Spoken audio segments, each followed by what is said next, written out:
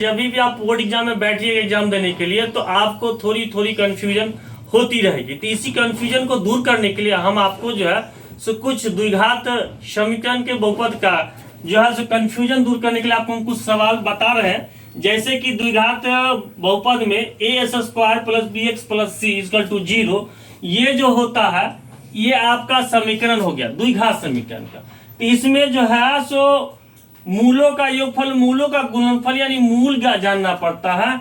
तो हम जानते हैं कि द्विघात समीकरण का दो समीकरण हल निकलता है, इसी को हम अल्फा और बीटा मान लेते हैं तो ये निकलता है। इसमें आपका हो गया मूलों का योगफल बराबर -b बट्टे, मूलों का गुणनफल हो गया c बट्टे, मूलों का अंतर हो गया -b² 4ac रूट में बट्टे a हो गया।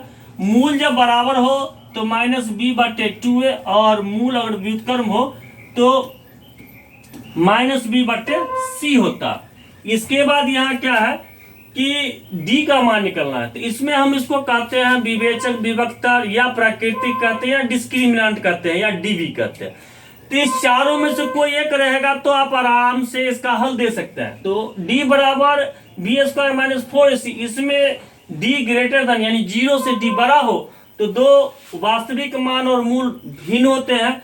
अगर d बराबर 0 हो तो दो वास्तविक मान और मूल समान होंगे, वो भिन्न होगा, और 0 बड़ा हो जाएगा तो इसका कोई हल नहीं होगा। इसमें आपको जब मूलों का जो हल करने के लिए सवाल देता है, जैसे कि मूलों का व्युत्क्रम करके देता है, जैसे कि यहाँ देख लीजिए कि α² प्लस β² का अगर मान निकालना हो तो यहाँ हम फार्मूला लिख दिया है मूलों के योगफल के रूप में और मूलों के गुणनफल के रूप में।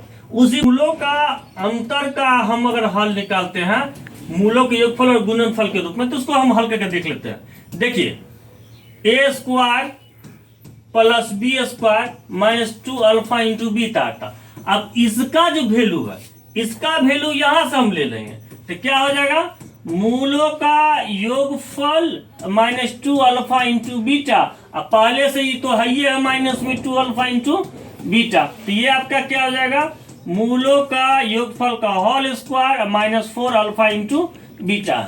अब क्या है कि इसी टाइप से मूलों का योगफल और गुणनफल के रूप में हर एक पैटर्न को बनाते हुए और मूलों का योगफल और गुणनफल का जो भी -b बट्टे और c बट्टे निकलेगा उसका मान सही रूप से दीजिएगा। तो बोर्ड में आपको 2 नंबर का सवाल पूछे या फिर 5 नंबर का पूछे या फिर द्विघात समीकरण से आपको 10 नंबर का सवाल पूछे, आप आसानी से आप इसको हल कर सकते हैं।